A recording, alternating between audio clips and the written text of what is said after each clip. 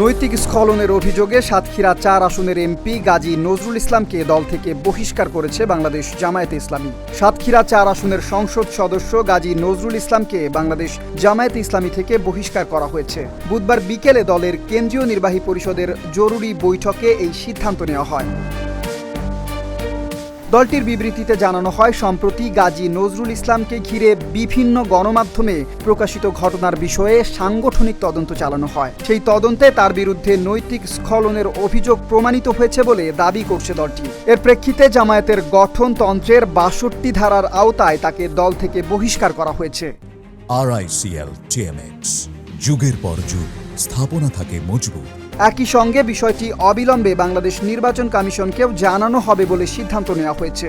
গত ২০ জুলাই রাত থেকেই সামাজিক যোগাযোগ মাধ্যমে গাজী নজরুল ইসলামের একটি ব্যক্তিগত মুহূর্তের ভিডিও ছড়িয়ে পড়ে। ভিডিওতে একটি কক্ষে এক তরুণীর সঙ্গে তাকে ঘনিষ্ঠ অবস্থায় দেখা যায়। এরপরই বিষয়টি নিয়ে দলীয় তদন্ত শুরু হয়। রাজনৈতিক অঙ্গনে এই সিদ্ধান্ত নতুন আলোচনা তৈরি করেছে। এখন নির্বাচন কমিশনের পরবর্তী পদক্ষেপ এবং এই ঘটনার প্রভাব কি হয় সেদিকেই সবার নজর। Desk report, Dhaka post.